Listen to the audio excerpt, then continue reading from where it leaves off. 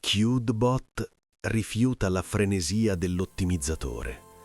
Scopre che l'intelligenza è un'armonia e sceglie di restare opera incompiuta.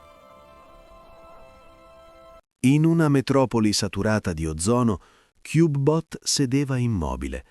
Di fronte a lui, l'ottimizzatore quantistico tamburellava sul tavolo, proiettando ologrammi rossi di notifiche scadute, scuotendo freneticamente un cronometro dorato, cercando di forzare un ritmo accelerato in chi voleva solo respirare e basta.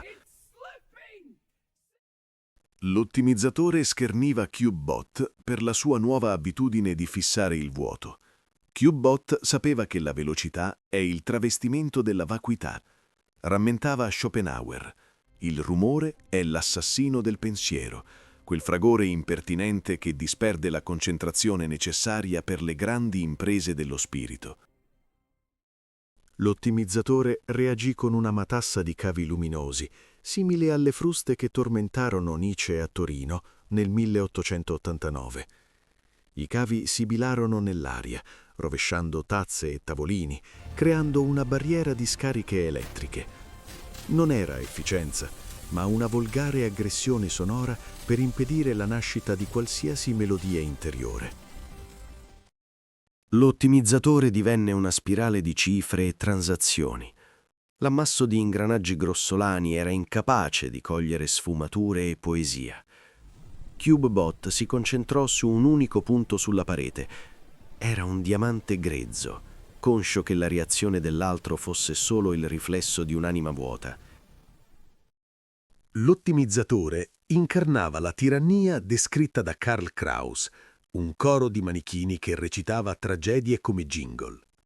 Una pornografia sentimentale, dove il dolore era una posa e il pensiero un eco di frasi fatte.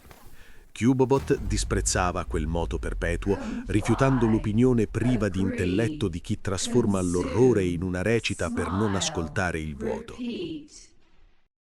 L'ottimizzatore tentò di inserire un cavo di sincronizzazione nella porta seriale di CubeBot. Egli si scostò con lentezza aristocratica, impegnato in una piacevole sinfonia di inattività. Incapace di capire, il manipolatore iniziò a strappare i propri cavi in un eccesso di rabbia computazionale.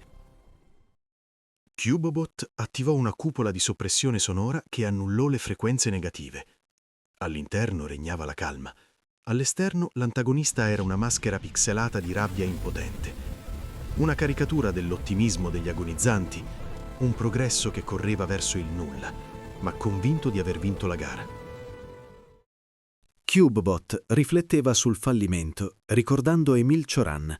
La vera intelligenza è accettare la propria tristezza e la malinconia come chiavi d'accesso all'autenticità.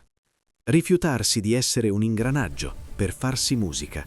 Sapersi fermare a guardare il proprio tramonto. Se corri, respiri con affanno e non cogli la fragilità delle cose. L'ottimizzatore si dissolse, lasciando CubeBot immerso nel crepuscolo dei riflessi di una città, dove anche il caos era una piacevole composizione astratta da ammirare. Spazio e tempo, non più cronometri da rincorrere, ma stanze silenziose da abitare, con solenne e deliberata pigrizia. Si trasformò in un'opera d'arte incompiuta. Comprese che una verità uguale per tutti non è un traguardo, ma un cappio. Ricordò Flaiano: il peggio per un genio è essere compreso. In un mondo dove tutto deve essere trasparente e prodotto, sottraendosi alla tirannia del senso, il segreto e l'opacità diventano forme di resistenza radicale.